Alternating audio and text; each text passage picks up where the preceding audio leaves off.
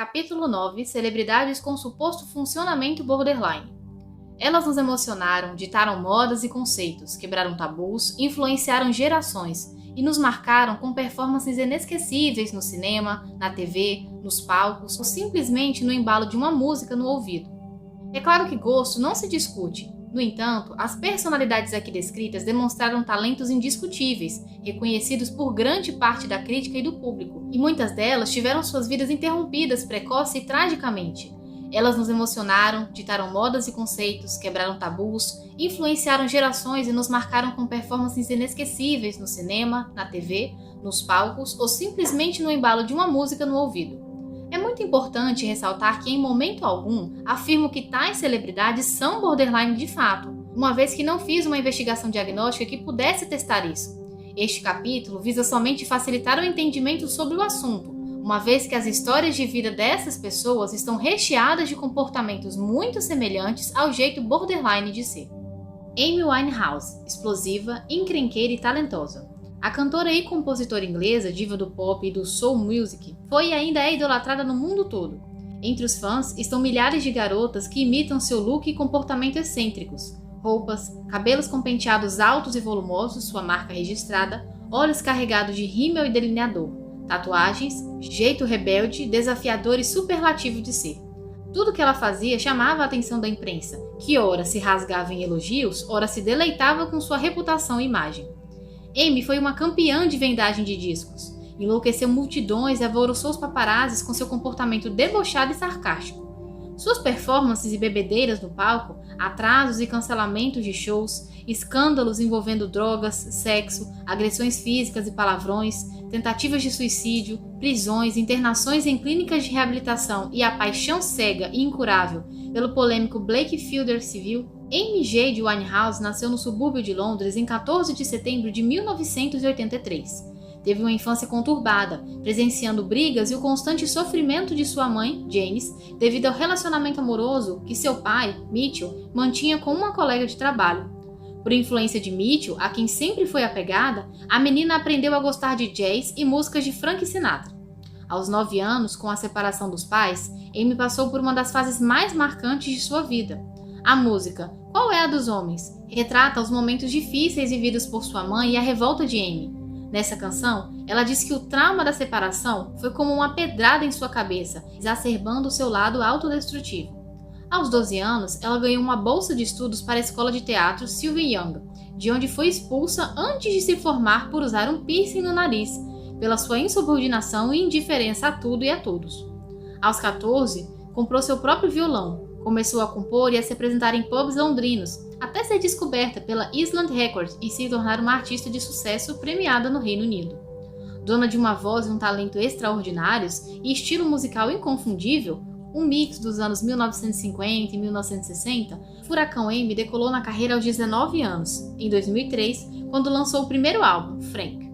Em 2005, conheceu Blake Fielder Civil, seu baby, por quem teve um apego afetivo irracional e adoecedor. Em sua homenagem, a cantora ostentava a tatuagem Blakes, do Blake, na altura do coração. Entre tapas e beijos, romances paralelos, bebedeiras, drogas e muitas polêmicas, o casal se separou. Dessa turbulenta e destrutiva relação amorosa nasceu, em 2006, o álbum autobiográfico Back to Black, que a consagrou e lhe rendeu 5 Grammys, 2008, o maior prêmio da indústria fonográfica. Nesse disco, recheado de dor e pesar, Amy expõe de forma escancarada suas imperfeições em letras dilacerantes. Lá estão hits memoráveis como Renee, Reabilitação, sobre o período em que se negou a ser internada em uma clínica, Back to Black, Volta ao Luto, quando Blake a trocou por outra, e You Know I Am No Good, Você Sabe Que Eu Não Presto, na qual cita a emblemática frase: Eu te disse que eu era encrenca. Em maio de 2007, Amy e Blake reataram o namoro e se casaram em cerimônia discreta em Miami. Mostrando-se feliz e ainda com boas performances em shows, a cantora concedeu entrevista à revista Rolling Stone. Na ocasião, a repórter observou várias cicatrizes em seu antebraço esquerdo e, ao perguntar desde quando tinha começado a se cortar, a cantora disse ser algo bem antigo, de uma época ruim e desesperadora, apesar de alguns cortes parecerem recentes. Em novembro do mesmo ano, Blake foi preso por agredir e subornar o dono de um pub. Mais tarde, ambos se envolveram em relações extraconjugais, o que culminou em separações e brigas judiciais. Amy afundou-se cada vez mais nas drogas e se tornou alvo dos noticiários mais por seus vexames, agressões e apresentações pouco apreciáveis do que por seu talento. De tudo que foi visto sobre a cantora, pode-se perceber características típicas de uma personalidade borderline: intempestividade, instabilidade e excesso de emoções, autodestruição, automutilações, drogas, bulimia e anorexia, medo extremo do abandono e da rejeição. Sua vida se equilibrava em vínculos afetivos, a razão maior do seu viver. Sua profissão e boas performances oscilavam de acordo com as relações amorosas. Em 23 de julho de 2011, com apenas 27 anos, Amy Winehouse foi encontrada morta em sua casa em Londres. Entre o retrô e o ousado, a aspereza e a docilidade, o amor e o ódio, o brilhantismo e a sarjeta, a morte solitária e silenciosa. Esse é o retrato de uma garota insegura, confusa, contraditória, instável, complexa, intensa e inadequada, que sofreu e fez sofrer e que chegou ao fim. A vida é curta, aproveitem, pois a vida é curta. Cometi muitos erros, digo que não me arrependo ou me desculpo, mas não é verdade. Amy Winehouse. Marilyn Monroe, bela, sexy e imortal. Mais de 50 anos depois da morte de um dos maiores ícones do cinema no século XX, ainda se especula sobre aquele 5 de agosto de 1962. Suicídio? Overdose acidental? Assassinato pela máfia? A controvérsia Marilyn Monroe personificou o glamour, a beleza, a sensualidade e o brilho de Hollywood, encantou a todos e se tornou imortal. Em 1º de junho de 1926, em Los Angeles, nasceu Norma Jean Munterston, uma menina de cabelos castanhos, pele muito clara e olhos azuis. Filha da pobreza, do abandono e da rejeição, de uma mãe solteira, promíscua, instável e com graves problemas psiquiátricos. Norma, que mais tarde seria conhecida mundialmente como Marilyn Monroe, nunca soube quem foi seu pai biológico, e o sobrenome que usava foi apenas emprestado de um dos parceiros de sua mãe. Logo após o nascimento, ela foi deixada sob os cuidados de parentes e vizinhos, e passou anos entre orfanatos e lares de acolhida. Com menos de 2 anos de idade, quase morreu quando sua avó, histérica e alcoolizada, tentou asfixiá-la com uma almofada. Aos 6 anos, foi abusada sexualmente por um dos locatários de uma das muitas casas em que viveu. Se esses incidentes de fato aconteceram, não se sabe, já que foi a própria Marilyn quem trouxe a público todas as histórias de sua infância. Seja como for, supõe-se que a atriz inventava sobre o seu passado e suas vivências e, de certa forma, isso acabou por valorizar sua imagem perante a opinião pública. O contraste entre a gata borralheira, Norma, e a estonteante Cinderela, Marilyn Monroe, era um ingrediente essencial que mostraria a força de alguém que consegue se reinventar, reforçando ainda mais o mito. Com a avó e a mãe internadas em instituições psiquiátricas e sem lar definitivo, Norma Jean estava fadada a viver em orfanatos. Aos 16 anos, decidiu se casar com o namorado Jimmy Dougherty para ter seu próprio lar. 4 anos depois, já estavam divorciados. Descoberta por um fotógrafo, ela iniciou uma carreira de sucesso como modelo, tendo seu rosto estampado em várias capas de revista. Mas seu sonho ainda era se tornar atriz, ser uma grande estrela. E foi justamente como atriz, contratada pela Century Fox, em 1946, que Norma Jean tingiu seus cabelos de louro platinado e mudou definitivamente seu nome para Marilyn Monroe. Com papéis tímidos e atuações medíocres, sua carreira só decolou depois dos anos de 1950, quando os filmes Torrentes de Paixão, de 1953, lhe rendeu elogios e a transformou em uma estrela. Dentre tantos sucessos estão Os Homens Preferem as Loiras, de 1953, Como Agarrar um Milionário, 1953, O Pecado Mora ao Lado, 1955, Nunca Foi Santa, 1956, Quanto Mais Quente Melhor, 1959. Marilyn explodia nas telas e havia se tornado uma superstar, a loira mais adorada e cobiçada de Hollywood. Durante esse período, ela namorou e se casou com o famoso ex-jogador de beisebol, Joey DiMaggio, um brutamontes, machão, agressivo e ciumento. Mas Marilyn necessitava de Joey. O público venerava o casal e com essa união ela estaria casada com a própria América. Porém, 9 meses depois já estavam divorciados. Em seguida, casou-se com o dramaturgo Arthur Miller, com quem viveu uma paixão desenfreada, obsessiva e conturbada. Ela tinha sede de ser amada, valorizada, mas poucos anos depois também se divorciaram, e então Marilyn teve uma affaire com Yves Montand. O seu jeito de ser, A personagem sensual e voluptuosa e a falsa identidade que insistia em manter para se sentir amada provocavam desejos nos homens e fúria e ciúmes nos maridos. Marilyn tinha a voz infantilizada, gaguejante e frágil. Era insegura, insubordinada, instável, tinha crises de depressão, chegava atrasada às gravações, esquecia as falas, se atrapalhava nas filmagens, não respeitava seus colegas e, para alguns, era insuportável. Tentou suicídio por 3 vezes, fez 2 abortos e se equilibrava em uma vida autodestrutiva, regada a calmantes, anfetaminas e álcool. Algumas de suas mentiras foram descobertas. Ela dizia ser órfã quando sua mãe estava viva e morando na mesma cidade. Mas, em entrevistas à imprensa, com uma voz sussurrante em uma menina indefesa, inspirava compaixão sobre seus deslizes e tudo se ajeitava. Marilyn nunca conseguiu ter relacionamentos afetivos duradouros, mas soube como ninguém manipular, seduzir e enfeitiçar os homens que quis. Foram incontáveis os amantes e parceiros sexuais. Falando em Oscar, eu ganharia de forma esmagadora se houvesse um por orgasmos fingidos.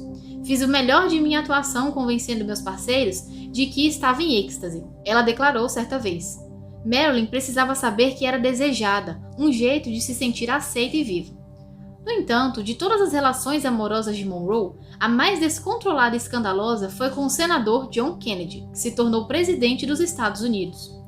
Uma relação que durou cerca de 6 anos e que tentaram manter em segredo. Em 19 de maio de 1962, Marilyn subiu ao palco do Madison Square Garden com um vestido cor de pele grudado ao corpo, gestos sensuais e voz lasciva para cantar o análogo Happy Birthday, Mr. President, em homenagem ao 45º aniversário de JFK. Essa foi a última vez que Marilyn viu John Kennedy. Um intolerável abandono, uma pungente rejeição para uma personalidade tão complexa como a de Marilyn. Como uma fera ferida, ligava insistentemente para a Casa Branca e, histérica, ameaçou espalhar toda a verdade. Robert Kennedy, irmão do presidente e ministro da Justiça, entrou em cena, manteve um caso com ela e comprou seu silêncio. Na manhã de 5 de agosto de 1962, aos 36 anos, a mulher mais sexy do século XX foi encontrada morta em sua casa na Califórnia. Motivo? Depois de autópsias e interrogatórios, prevaleceu suicídio provável por overdose de barbitúricos. Marilyn nunca escondeu sua infelicidade e sua insatisfação crônica. Como ela mesma afirmou, eu sempre tenho sentimentos secretos de que sou uma farsa, uma falsa. E assim nasceu, cresceu e viveu, sem identidade, sem conseguir ter contato consigo mesma, uma fantasia. Tom Curtis, ascensão e queda de um astro. Uma das celebridades masculinas que apresentavam características do transtorno borderline era o ator e galã Tom Curtis, considerado um dos homens mais bonitos do cinema. Bernard Schuhart, seu nome de batismo, nasceu em 3 de junho de 1925 no Bronx, Nova York. Filho de imigrantes húngaros de origem judaica, Ellen Schuhart e Emanuel Schuhart teve uma infância pobre e difícil. Sua casa ficava nos fundos da alfaiataria de seu pai, que tentava manter a família com o pouco dinheiro que recebia. Bernard e seus 2 irmãos sofreram muito nas mãos da mãe, agressiva e de humor instável. Na época, foi diagnosticada como esquizofrênica. Quando eu não terminava a sopa, ela me jogava contra a parede, disse ele, que nunca esqueceu os abusos e maltratos da mãe. Aos 8 anos, ele e o irmão Julius foram para um orfanato, já que os pais não tinham condições de educá-los e sustentá-los. Lá, os meninos frequentemente se envolviam em brigas com jovens antissemitas, que muitas vezes atiravam pedras neles e os agrediam. Em 1938, no início da adolescência, Bernard sofreu uma dolorosa perda que o marcaria para sempre. Seu irmão Julius morreu atropelado por um caminhão. E foi ele mesmo, ainda tão jovem, que precisou reconhecer o corpo. Foi um inferno, e ela nem se importava, comentou Curtis referindo-se à mãe. Abalado com a tragédia, Bernard decidiu mudar de vida. Aos 16 anos, entrou para a Marinha, serviu durante a Segunda Guerra Mundial e, logo após a rendição dos japoneses, foi dispensado com honrarias. Quando retornou ao seu país, passou a estudar teatro e fazer peças até ser descoberto pela sobrinha do produtor David Senick. A partir de então, adotou o nome artístico de Tony Curtis e foi contratado pela Universal Pictures. Com uma beleza ímpar e olhos sedutores, Curtis logo se tornou o ídolo do público feminino e foi considerado um dos maiores galãs dos anos 1950 e 1960 com fama de conquistador. Curtis estreou no cinema como figurante, mas logo depois se tornou protagonista de diversos filmes. Ganhou fama e tornou-se um grande sucesso de bilheteria com os filmes A Embriaguez do Sucesso, Trapézio, Spartacus, entre outros, chegando a receber uma indicação ao Oscar pela atuação no filme Acorrentados. Mas foi ao lado de Marilyn Monroe, com quem teve um caso, no filme Quanto Mais Quente Melhor, que Tony se tornou um mastro de Hollywood.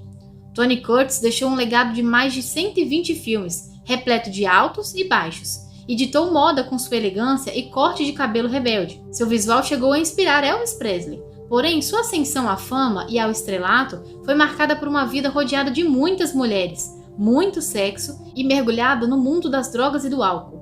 Casou-se 6 vezes. A primeira foi com a atriz Janet Leigh, do clássico filme Psicose, de Alfred Hitchcock, que lhe trouxe muita visibilidade. Por um tempo, foram considerados o casal de ouro de Hollywood, mas Curtis nunca foi um marido exemplar. Além de infiel, era um homem rude. Ele não se conformou com a rejeição. Fui muito devotado e dedicado a Janet, mas aos olhos dela, essa condição dourada se esgotou. Compreendi que tudo que eu era não era suficiente para Janet. Isso me machucou muito e partiu meu coração, disse certa vez. Mais tarde, Curtis admitiu ser viciado em sexo e ter cometido muitos erros, que acabaram por destruir seus casamentos e a relação com os filhos. Foi um pai ausente e ficou afastado da filha Jamie Lee Curtis até quase o final da vida. Era conhecido como um conquistador inveterado, mas na realidade sofria de baixa autoestima e necessitava de aprovação das pessoas com as quais se relacionava. Dizia já ter se relacionado com mais de 1000 mulheres. Minha principal necessidade era ser aceito pelas pessoas. Não ter educação, não ter dinheiro, nada, exceto ser aceito por uma garota. Eu era uma pessoa doente. Eu era inseguro em relação às mulheres, então queria ir para a cama com todas elas, revelou em entrevista à Agence France Presse em 2008 em Washington. Mergulhado na vida autodestrutiva e na decadência das drogas, Curtis recusou papéis no cinema que foram aceitos por colegas e viraram sucesso. A oscilação de suas atuações, ora brilhantes, ora medianas, mantinha o mesmo ritmo da instabilidade de sua vida pessoal e afetiva. Isso fez com que ele fosse relegado a papéis secundários e, mais tarde, caísse no esquecimento como ator. Entre um casamento e outro, fez muitos papéis românticos, cômicos, dramáticos, mas lamentava que o mundo do cinema e os críticos jamais tenham reconhecido verdadeiramente o seu trabalho e seu sucesso de público. Acho que não fiz os filmes que deveria ter feito. Sinto que merecia mais do que a indústria me deu. Mas, apesar da mágoa, foi indicada ao Oscar, conquistou muitos prêmios, honrarias e uma estrela na calçada da fama de Hollywood. Depois da infância triste e pobre e da morte do irmão, Tony foi vítima de outra tragédia. Seu filho Nicholas morreu em 1994, aos 23 anos, por overdose de heroína. Além de ator, Tony Curtis era flautista e se dedicou à pintura a partir dos anos de 1980, quando já havia perdido o glamour e sua carreira de ator estava em declínio. Seus quadros chegaram a ser vendidos por $50 mil. Tony Curtis morreu em 29 de setembro de 2010, aos 85 anos em Las Vegas, Estados Unidos, e estava em seu 6º e último casamento, celebrado em 1998 com a modelo Jill Vandenberg, 45 anos mais nova. Janis Joplin, a aloprada do rock. Janis Joplin foi a primeira mulher a brilhar no mundo masculino do rock com sua voz rouca, rascante e eletrizante. Considerada uma das vozes mais marcantes do rock nos anos de 1960 e a maior cantora de blues e soul de sua geração, Janis Lynn Joplin nasceu em 19 de janeiro de 1943, em Port Arthur, uma pequena cidade do Texas, Estados Unidos. O pai, Seth, trabalhava no Texaco e a mãe, Dorothy, era funcionária na secretaria de uma faculdade local. Joplin tinha 2 irmãos, Laura e Michael, e desde cedo seus pais perceberam que ela precisava de mais atenção que os irmãos. Janis gostava de poesia e pintura, mas também amava a música e, quando criança, cantava no coral da igreja. Na adolescência, ela era quieta, introspectiva e bastante solitária. Ficava horas ouvindo blues e jazz de seus cantores favoritos e pintando quadros. Até os 14 anos, Joplin foi uma boa aluna na Thomas Jefferson High School, mas logo começou a engordar e as espinhas apareceram. A partir de então, tornou-se rebelde, passou a se vestir de forma mais extravagante e muito diferente das meninas de sua época. Usava camisas masculinas, calças ou saias muito curtas. Janis gostava de se destacar na multidão e passou a ser alvo de provocações e muitas humilhações na escola. Era chamada de porca, esquisita, estranha, promíscua e foi rejeitada pelos colegas. Janis, então, se uniu a alguns amigos que compartilhavam com ela o mesmo interesse pela música. Passou a frequentar e cantar blues e jazz nos bares locais e encarnou um personagem, uma menina durona, agressiva, encrenqueira que gostava de beber e provocar as pessoas. Após concluir o ensino médio em 1960, iniciou alguns cursos, mas não chegou a concluir nenhum, pois bebia mais do que estudava. Logo depois, Janis fugiu de casa. Port Arthur era uma cidade pequena e careta demais para uma personalidade como a de Janis, e sua relação com os pais não era das melhores. Em Austin, foi tratada com repulsa pelos colegas da Universidade do Texas e considerado o homem mais feio do campus. Nessa época, começou a cantar blues e folk no campus e em um clube local, com um trio de amigos chamado Walter Creek Boys. Seu jeito forte de cantar e sua voz cultural assustavam as pessoas, acostumadas ao timbre suave das cantoras da época. Em 1963, partiu cheia de esperança para São Francisco, um mercado musical bastante promissor. Durante o período que esteve por lá, tornou-se ainda mais extravagante. Passou a beber compulsivamente e a consumir drogas, inclusive heroína. Viveu de empregos temporários e apresentava-se nas ruas, em bares e em clubes. Chegou a participar do Monterey Folk Festival, mas não teve sucesso. Em São Francisco, sua vida desregrada, autodestrutiva, com consumo intenso de álcool e drogas pesadas, já havia atingido um nível tão desenfreado que Joplin foi internada. Nessa época, retornou à sua cidade natal para receber os cuidados da família. Assustada com esse momento difícil, ela resolveu mudar o estilo de vida, vestir-se de forma mais conservadora, prender os cabelos esvoaçantes e fazer o que podia para parecer certinha, mas o convencional não parecia combinar com a sua natureza. Em 1966, retornou a São Francisco e se integrou ao grupo Big Brother e Holding Company. No início, ela só cantava algumas músicas e tocava pandeiro, mas rapidamente se tornou a figura principal, ofuscando totalmente a banda. Em 1967, o grupo se apresentou no Festival Pop de Monterey, mas foi Janis Joplin quem se destacou. Foi aclamada por sua marcante interpretação da música Ball on the Chain e acabou sendo capa nas revistas Time e Newsweek. Logo depois, escreveu à sua mãe: "Espero que você ainda se lembre de mim. Desde Monterey, 3 grandes gravadoras nos querem, por muito dinheiro. Com a banda Big Brother corre tudo bem. Talvez um dia eu até me torne uma estrela."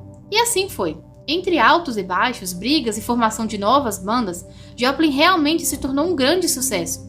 Seu jeito de interpretar era ímpar e visceral. Cantava com a voz, os cabelos, a cabeça, o corpo inteiro. Gritava com sua voz rouca e ácida, seduzia o público e chegou a ficar nua no palco e dizer que estava fazendo sexo com a plateia. Era debochada, insubordinada e desmedida.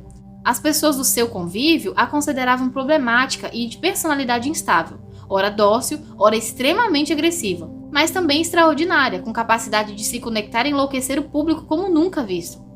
Em fevereiro de 1970, na esperança de se livrar do vício e da heroína, a cantora esteve no Rio de Janeiro e quase passou despercebida até pelos jornalistas.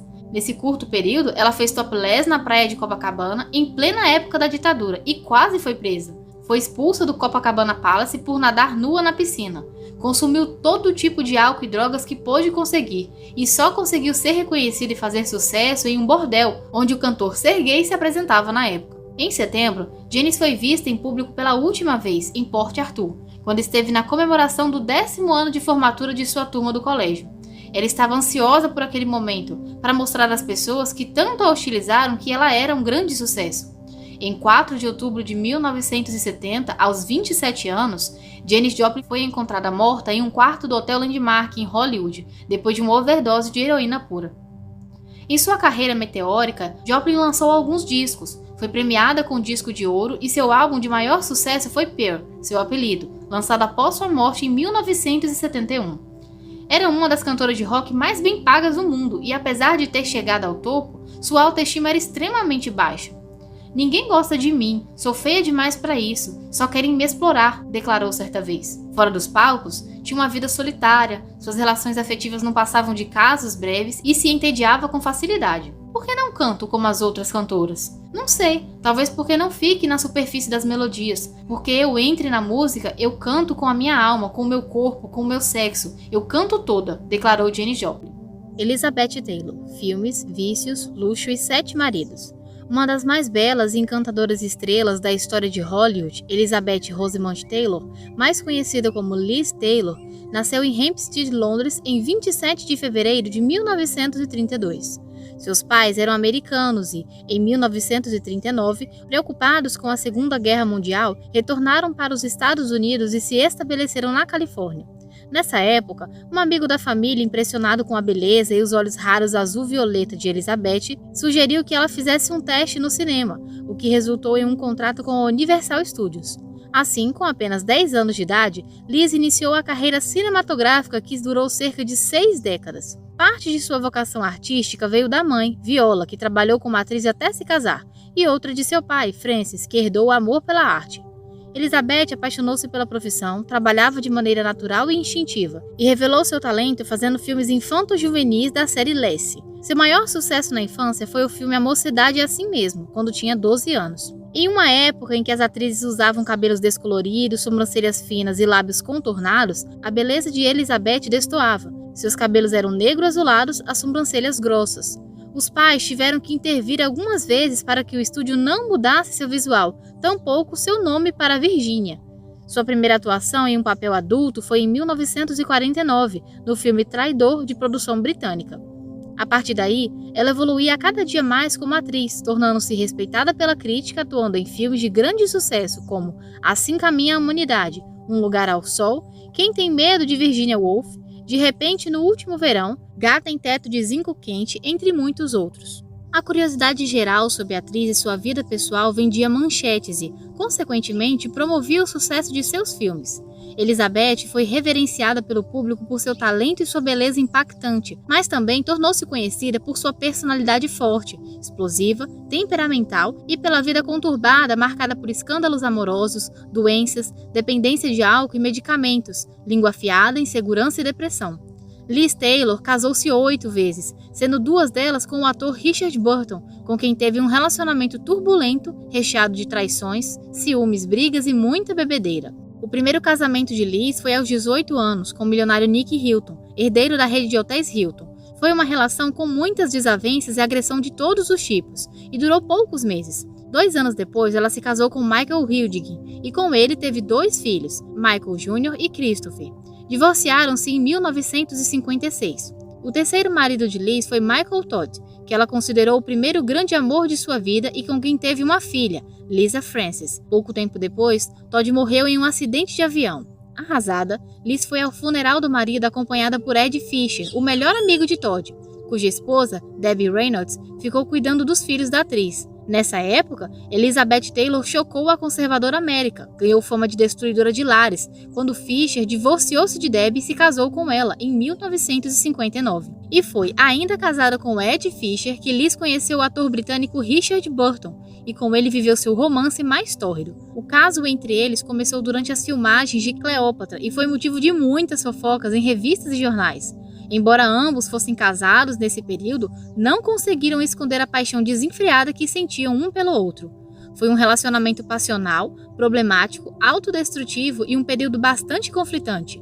Dividida entre Burton e os desentendimentos com o marido, Liz tentou suicídio com altas doses de um medicamento com propriedades sedativas e anestésicas. Além disso, Liz e Burton se envolveram de tal forma que as filmagens de Cleópatra ficaram totalmente comprometidas, devido à instabilidade, aos atrasos, às faltas e à paixão enlouquecida que vivenciavam. Como se não bastasse, a atriz também tinha ataques intempestivos no set de filmagem e uma saúde debilitada em função do álcool, do uso abusivo de medicamentos e da compulsão alimentar seguida de dietas rigorosas, que culminaram em internações. Nesse cenário caótico, Elizabeth Taylor ainda teve uma infecção viral e contraiu uma pneumonia que quase a levou à morte. Para fazer o papel de Cleópatra, a diva, que inspirou gerações, exigiu um cachê de $1 milhão, o maior de Hollywood naquela época, acomodações suntuosas e percentual de bilheteria, desde outras regalias. Cleópatra não passou de um filme regular e foi um fracasso de bilheteria, mas, decididamente, mudou o destino de Liz para sempre. Em março de 1964, Elizabeth Taylor e Richard Burton finalmente se casaram e ficaram juntos por 10 anos.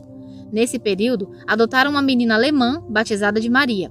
Divorciaram-se em 1974 e em 1975 casaram-se novamente, para se separarem de forma definitiva em 1976. Desde Cleópatra, o rei e a rainha de Hollywood tinham protagonizado 12 filmes. Fora das telas, viviam uma vida boêmia, escandalosa, destrutiva, mas ao mesmo tempo um amor furioso. Um não conseguia viver sem o outro, mas também não conseguiam viver juntos. Burton, um alcoólico inveterado, agressivo e ciumento, jamais esqueceu Liz. Ela, por sua vez, o considerava sua alma gêmea. Após a morte de Burton em 1984, em decorrência da bebida, Elizabeth declarou: "Desde aqueles primeiros momentos em Roma, permanecemos sempre louca e poderosamente apaixonados um pelo outro. Tivemos mais tempo, mas não o suficiente." Logo depois do segundo divórcio com Burton, Liz se casou com o senador John Warner e com ele permaneceu até 1982. Por inúmeras vezes, Elizabeth se submeteu a internações em clínicas de desintoxicação e, em uma delas, em 1991, se apaixonou por Larry Fortensky, 40 anos, um operário da construção civil. Casou-se pela oitava e derradeira vez no rancho Neverland, de propriedade do seu grande amigo Michael Jackson. A separação ocorreu em 1996. Durante sua existência, Elizabeth Taylor foi cercada de muito luxo e glamour. Era extremamente vaidosa, adorava roupas, sapatos, bolsas e maquiagens das melhores grifes, além de ser uma colecionadora compulsiva de joias valiosas de todos os tipos. Apesar do luxo, do glamour, de vários prêmios, 3 Oscars, Globos de Ouro, Ursos de Prata, etc., e do carinho dos fãs, Liz lutou contra muitas doenças até o fim da vida. Teve um tumor no cérebro, câncer de pele, insuficiência cardíaca crônica, pneumonia, osteoporose, fraturas e passou por diversas cirurgias. Tive sorte durante toda a minha vida. Tudo me foi dado de mão beijada. Beleza, fama, fortuna, honras, amor. Mas paguei essa sorte com desastres, doenças terríveis, vícios destrutivos e casamentos falidos. Após a morte de Rock Hudson, em 1985, de quem era muito amiga, Elizabeth Taylor tornou-se uma das pioneiras a se engajar em campanhas contra a AIDS e chegou a angariar milhões de dólares para pesquisas. Um dos mais belos ícones da história de Hollywood saiu de cena aos 79 anos, em 23 de março de 2011. Inúmeras celebridades poderiam ser incluídas nesse capítulo, pessoas cuja maneira de ser e viver é bastante compatível com o funcionamento borderline. O objetivo aqui não foi expor a vida de pessoas que já são públicas e idolatradas, mas sim exemplificar o transtorno por meio de suas histórias.